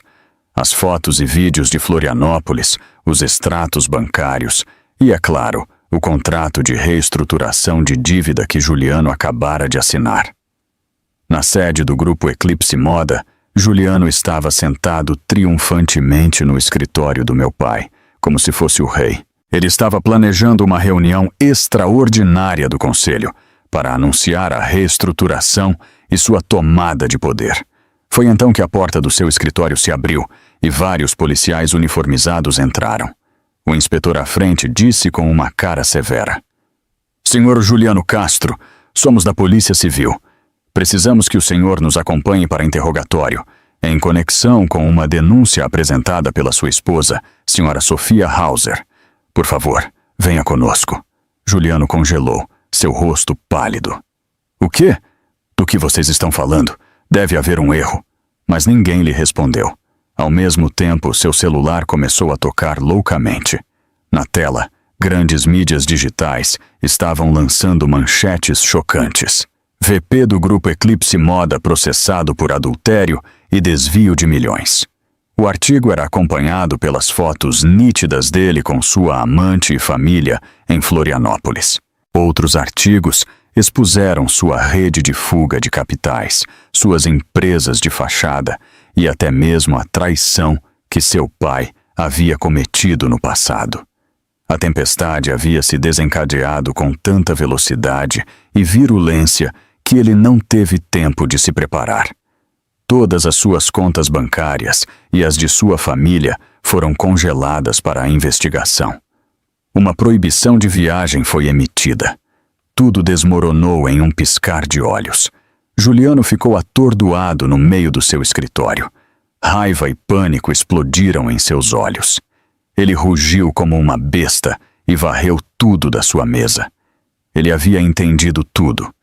Era uma armadilha perfeita montada pela esposa que ele sempre subestimou. E naquele momento, eu, na mesa de cirurgia, estava lutando pela minha própria vida. A luz vermelha acima da porta da sala de cirurgia permaneceu acesa, indicando que a batalha continuava. Lá fora, o mundo daqueles que haviam me traído estava em chamas. E esse era apenas o começo. Acordei de um sono longo e profundo. O cheiro familiar de desinfetante estava lá, mas desta vez não parecia opressor. A luz suave do sol da manhã entrava pela janela, iluminando os pequenos pontos de poeira que dançavam no ar. A área da operação doía, mas minha mente estava estranhamente clara e leve. Emília estava cochilando, encostada na cama, suas mãos ainda segurando as minhas com força. A porta do quarto se abriu silenciosamente e Dr. Carvalho entrou com um sorriso gentil. Ele verificou os números no monitor e depois olhou para mim. "Bom dia, Sra. Hauser. Você é uma mulher muito forte. Parabéns. A operação foi um sucesso completo. Removemos o tumor inteiramente e os gânglios linfáticos circundantes estão limpos. Você venceu uma batalha muito importante." Uma lágrima quente escorreu pela minha bochecha. Desta vez, não era uma lágrima de dor ou ressentimento. Era uma lágrima de alívio e renascimento. Eu havia vencido. Eu havia vencido a luta para recuperar minha própria vida. Enquanto eu me recuperava, o mundo exterior havia sido virado de cabeça para baixo. A tempestade que eu havia desencadeado varreu a família Castro, não deixando nada em seu rastro. Emília me trazia as notícias todos os dias, com uma voz cheia de satisfação. "Ei, Sofia, você soube? Eles têm aquele desgraçado do Juliano em prisão preventiva. Dizem que ele estava gritando como um animal na delegacia, mas não adiantou nada. As provas do Dr. Menezes são tão sólidas, não há escapatória para ele. Os pais dele tentaram usar todos os contatos que haviam tecido ao longo de décadas para tirá-lo, mas ninguém ousou ajudá-los. Este caso é conhecido em todo o país. Com o escândalo na mídia, quem é tolo o suficiente para se envolver?" Eu ouvia em silêncio com um leve sorriso. Era isso que eu queria, que eles sentissem o desamparo, a sensação de o mundo virar as costas para eles, assim como eles haviam me feito sentir. "E tem mais", Emília continuou. "Eles congelaram todos os bens deles, as contas, as casas, os terrenos, as ações, tudo. Eles colocaram avisos de apreensão naquela mansão deles, que parecia um palácio. As cunhadas, em lágrimas, fugiram para as casas dos pais, mas parece que seus próprios sogros estão pressionando para que se divorciem, por medo de serem manchados. Que bando! Viveram como rainhas, e ao primeiro sinal de problema, são as primeiras a fugir. A queda foi mais rápida do que eu imaginara. Uma família que sempre se gabou de sua reputação e riqueza era agora o centro de todas as críticas e desprezo. Meu sogro, Arthur Castro, depois de ler os artigos expondo seu passado traiçoeiro, junto com as cartas de amor que Aura Vasconcelos havia me dado, sofreu uma crise hipertensiva e teve que ser levado às pressas para o hospital. Minha sogra, completamente destruída, se trancou em sua casa e se recusou a ver qualquer pessoa. O castelo que eles haviam construído com hipocrisia e crueldade havia desmoronado em uma única noite. Deitada na cama do hospital, olhei pela janela. As árvores no jardim da frente estavam começando a perder suas folhas, anunciando a chegada do inverno. Para eles, seria um inverno rigoroso. Mas na minha vida, uma nova primavera estava começando. Mais do que satisfação, eu senti uma estranha serenidade. Tudo estava voltando ao seu devido lugar. O karma pode ser lento, mas nunca se esquece. Um mês após a cirurgia, a primeira audiência do nosso julgamento de divórcio e divisão de bens foi realizada. Embora eu não estivesse totalmente recuperada, decidi comparecer pessoalmente. Eu queria ver com meus próprios olhos a queda miserável de Juliano. Naquela manhã, Emília escolheu um elegante vestido branco para mim e aplicou maquiagem leve para que eu não parecesse tão pálida. De propósito, não usei cadeira de rodas. Eu caminhei apoiada em Emília e Dr.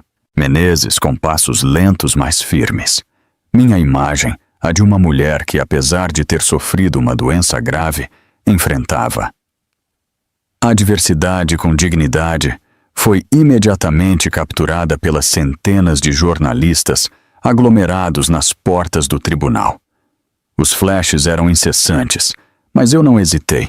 Mantive a cabeça erguida e o olhar sereno, fixo para a frente.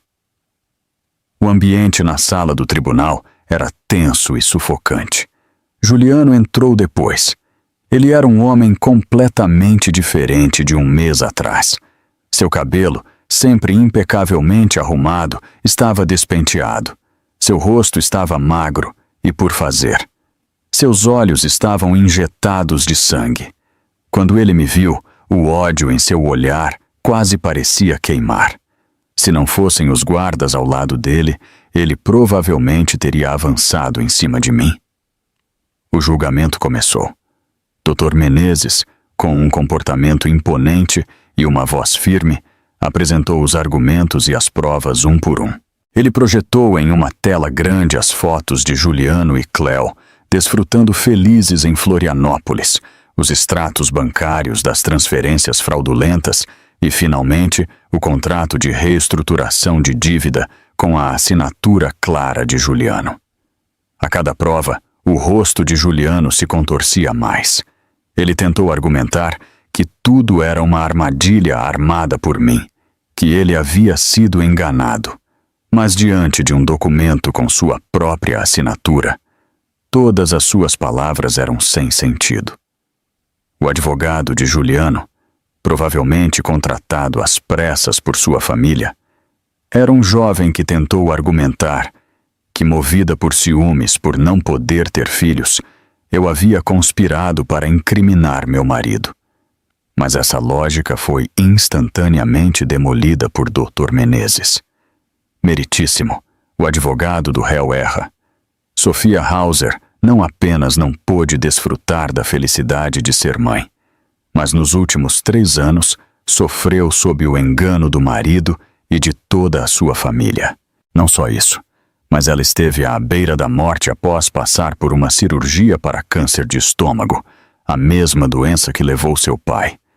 Enquanto ela lutava contra a doença, o réu, Juliano Castro, esperava feliz o nascimento do filho que estava tendo com outra mulher no exterior. Ouso perguntar, que desculpa pode haver para tal crueldade? A sala do tribunal ficou em silêncio e todos os olhares compassivos se voltaram para mim. Eu apenas inclinei a cabeça ligeiramente e, no momento certo, deixei meus ombros tremerem. No final da audiência, o tribunal anunciou que aceitava meus pedidos iniciais. Todos os bens em disputa permaneceriam congelados até o julgamento final, e a casa geminada e outros bens conjuntos ficariam sob minha administração temporária. Foi uma vitória esmagadora.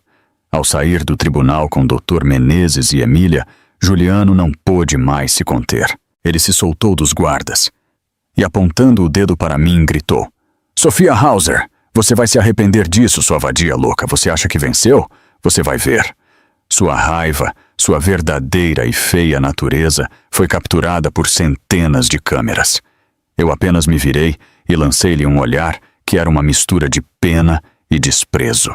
Ele havia perdido. Ele havia perdido miseravelmente e nem sequer percebeu que sua raiva estúpida havia se tornado a facada final que destruiria completamente sua imagem e honra perante o público. Enquanto a tempestade se alastrava em São Paulo, o karma também estava começando a fazer seu trabalho sobre os cúmplices. A situação da minha sogra e da amante, Cléo Machado, era regularmente relatada a mim pelo detetive Moraes, através de Dr. Menezes. Eu ouvia os relatórios sem nenhuma emoção, como se estivesse lendo um relatório de números. Quando a notícia da prisão de Juliano e do congelamento de todos os seus bens chegou a Florianópolis, a primeira a agir foi a clínica ginecológica exclusiva, onde Cléo esperava dar à luz. Seu sonho de um parto de luxo, tratada como rainha, foi desfeito. Com contas hospitalares não pagas e nenhuma perspectiva de que fossem pagas, a clínica exigiu que minha sogra e Cléo deixassem as instalações.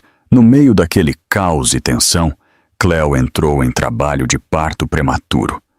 Nasceu um menino fraco que teve que ser colocado em uma incubadora, mas o hospital não era uma caridade.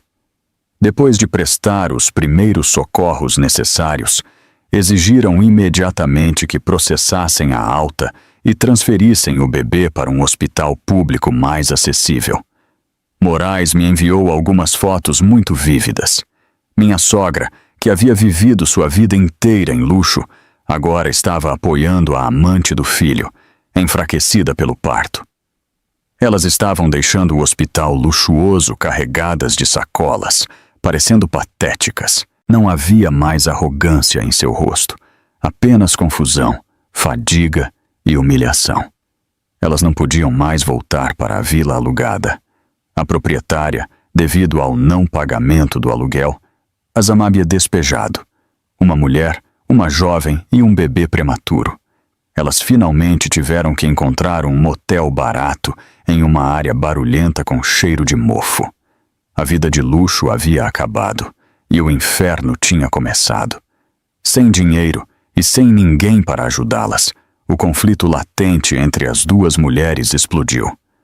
Minha sogra, após o choque inicial, começou a culpar Cléo por tudo. "A culpa é toda sua arpia." A voz da minha sogra, em uma gravação de suas discussões violentas que Moraes conseguiu obter, era aguda e maliciosa. "Se você não tivesse seduzido meu filho, se não fosse por essa sua barriga, minha família não estaria assim. Você percebe? Juliano na prisão, a fortuna perdida. Você arruinou a vida dele." Cléo, física e mentalmente enfraquecida após o parto, já não mantinha sua falsa docilidade. Ela gritou de volta: "Olha quem fala. Por que você não culpa seu filho por ser ganancioso e estúpido? Eu o forcei a trair a esposa e desviar dinheiro da empresa. Quando ele estava me dando dinheiro e toda a sua família veio morar aqui como reis, por que você não disse nada? Agora que tudo explodiu, você culpa a mim e a esta criança. A azarada é você."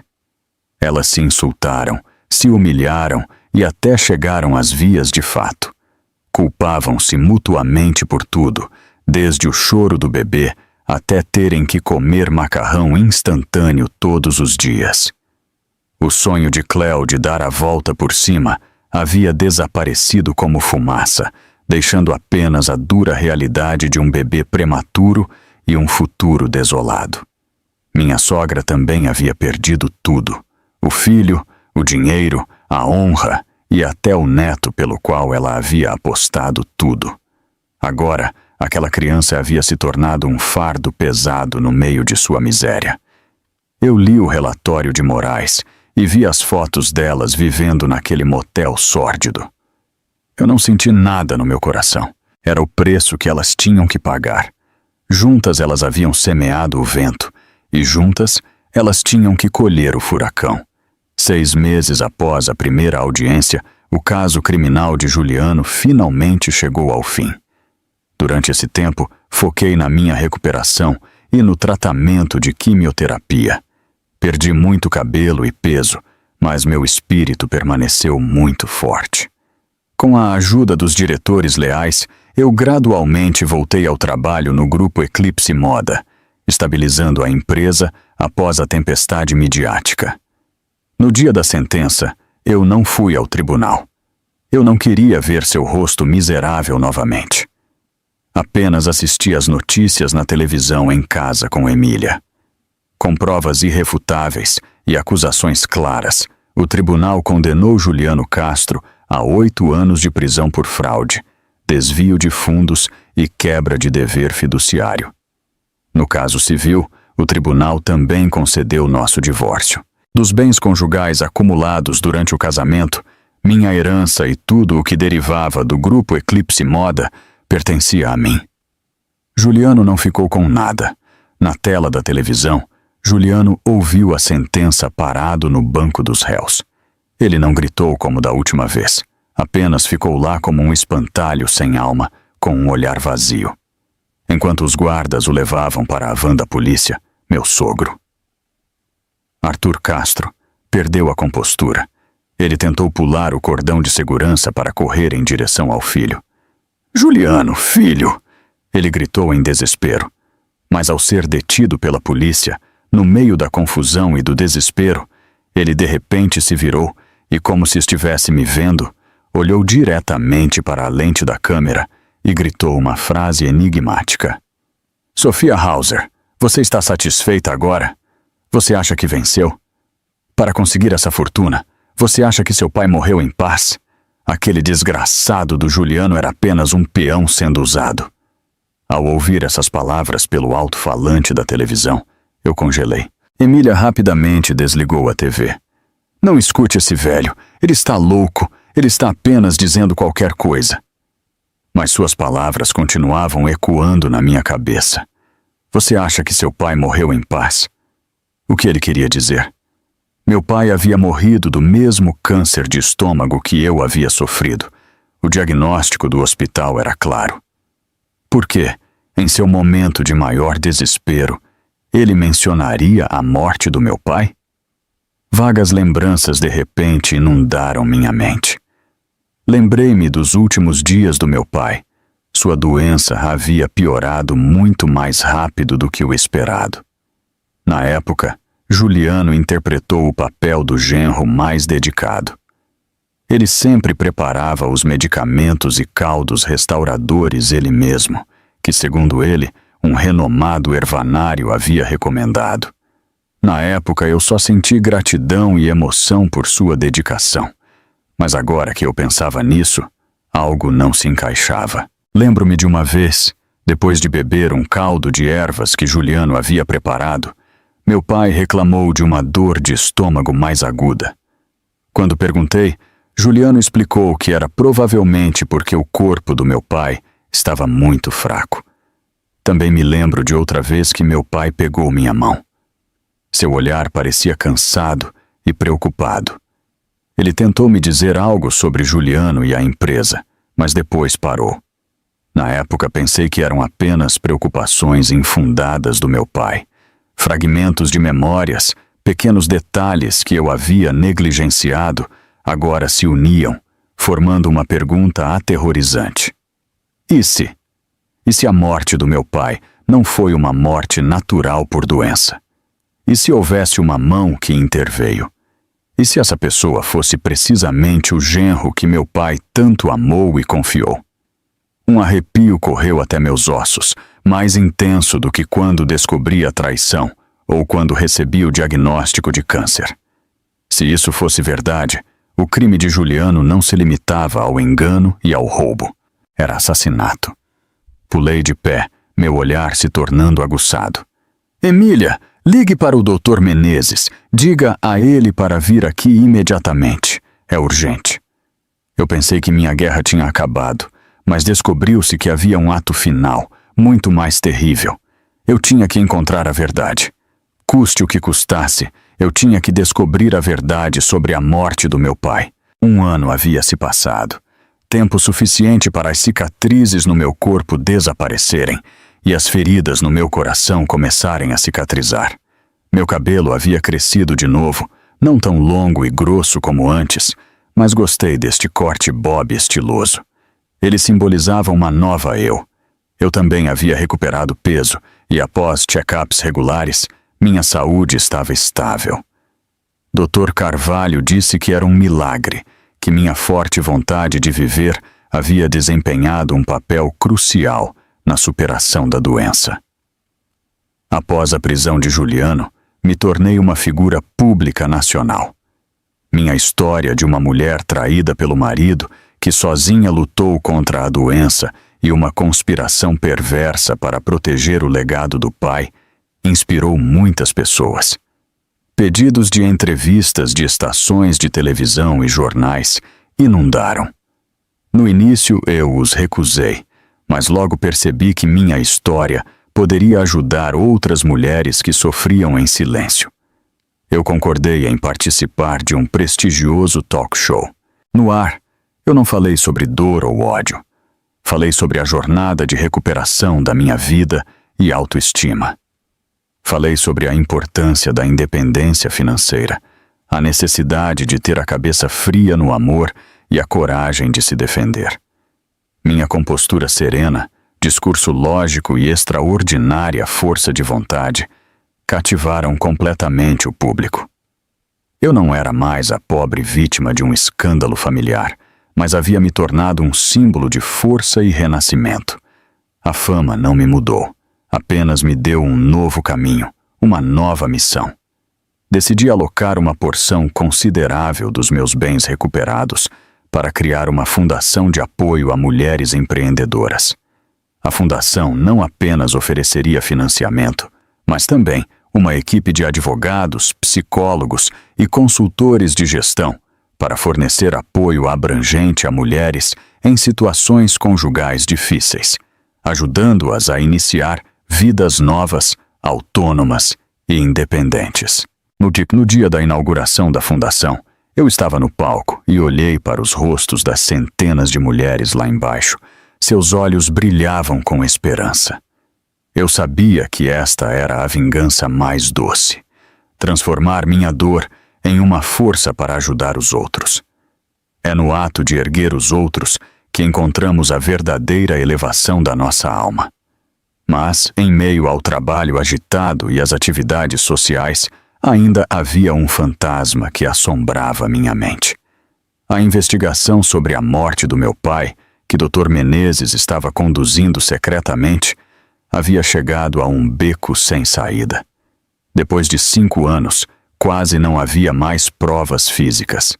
Os registros médicos do meu pai apenas registravam o curso normal de um paciente com câncer terminal. Os tônicos que Juliano lhe trouxe eram impossíveis de encontrar. Tudo permanecia uma suspeita, uma dor sutil no meu coração que nunca diminuía. Eu sabia que até que a verdade viesse à tona, a alma do meu pai não poderia descansar em paz. e minha vida teria um capítulo inacabado. Após 1 ano de trabalho implacável, decidi me presentear com umas férias de verdade. Escolhi Paris, uma cidade que meu pai adorava. Eu esperava que, ao caminhar pelas mesmas ruas que ele, respirando o mesmo ar que ele amava, minha alma finalmente encontrasse a verdadeira paz.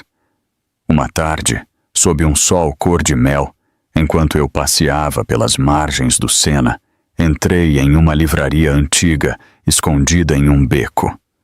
O cheiro de papel velho e tempo me confortava. Enquanto folheava um livro encadernado em couro sobre arte renascentista, uma voz suave e profunda falou comigo em inglês do meu lado. Com licença, você é americana? Olhei para cima e por um momento congelei. O homem parado na minha frente tinha um rosto familiar, forte e inteligente. Ele, ao me ver, parecia igualmente surpreso. Sophia? Sophia Hauser? Daniel? Daniel Harrison. O nome escapou dos meus lábios antes que eu pudesse contê-lo. Ele era um brilhante colega de faculdade, Daniel Harrison, alguém que meu pai apreciava e elogiava muito. Ele era um talento excepcional em arquitetura e tinha ido para a França com uma bolsa de estudos integral logo após a formatura. Não nos víamos há mais de 10 anos. O encontro inesperado nos encantou. Decidimos tomar um café juntos em um pequeno café ali perto. Daniel havia se tornado um arquiteto de sucesso em Paris. Ele me contou sobre seu trabalho, sua vida na França. Ele ainda estava solteiro e mantinha o mesmo ar romântico e sorriso caloroso de sempre. Enquanto eu lhe contava a tumultuada história da minha vida, ele apenas ouvia em silêncio, seus olhos cheios de compaixão e respeito. Você foi muito forte, Sophia. O Sr. Hauser, do céu, certamente está muito orgulhoso de você. À menção do meu pai, a tristeza me invadiu novamente. Inconscientemente, peguei um pequeno livro de ervas medicinais orientais da minha bolsa que eu sempre carregava comigo. Era o livro favorito do meu pai. Enquanto eu folheava as páginas amareladas, encontrei um pequeno pedaço de papel dobrado, enfiado bem no fundo. Eu não tinha nenhuma lembrança de tê-lo colocado lá. Curiosa, eu o desdobrei. Era a caligrafia do meu pai. No papel estavam os nomes de várias ervas medicinais, com notas sobre seus efeitos ao lado. Mas na última linha, meu pai havia circulado 2 ervas desconhecidas. Ao lado delas estava um grande ponto de interrogação e uma nota apressadamente escrita. Caldo de Juliano. Perguntar ao Dr. Monteiro de novo. Senti meu coração parar. Dr. Monteiro era um amigo do meu pai, um especialista em medicina tradicional.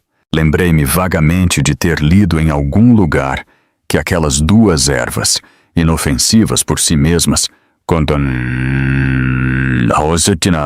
combinadas com certos ingredientes no caldo de ervas que Juliano costumava preparar e tomar a longo prazo, podiam destruir lentamente a mucosa gástrica, agravar a condição de um paciente com câncer e até anular os efeitos da medicina convencional. Daniel, entreguei-lhe o papel com a mão trêmula. Olhe para isto. Daniel pegou o papel, leu-o cuidadosamente e franziu a testa. Ele entendeu instantaneamente a gravidade da situação.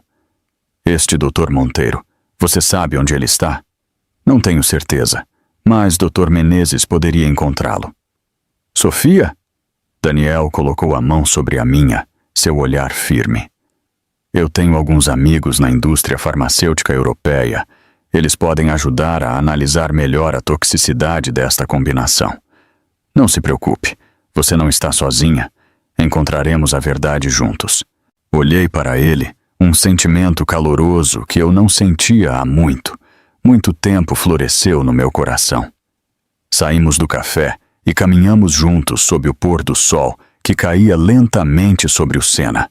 As sombras de 2 pessoas se estendendo longas nas pedras. A investigação sobre a morte do meu pai havia encontrado uma nova luz, E mais importante, eu agora tinha um companheiro de confiança ao meu lado. Eu não sabia o que o futuro reservava, mas sabia que um novo capítulo, mais brilhante e esperançoso, na minha vida tinha realmente acabado de começar. E você, leitora, o que faria se descobrisse que toda a sua vida foi uma mentira e que a traição foi um plano de décadas? Você acha que a descoberta de Sofia é o fim da jornada ou apenas o início de um novo e perigoso mistério? Deixe sua opinião e seus palpites nos comentários. Inscreva-se no canal para não perder o desfecho desta história de vingança. Dê um like neste vídeo se você está torcendo pela Sofia e compartilhe com seus amigos para que eles também descubram o que o destino reservou para Juliano e a família Castro. O seu apoio é a nossa maior motivação.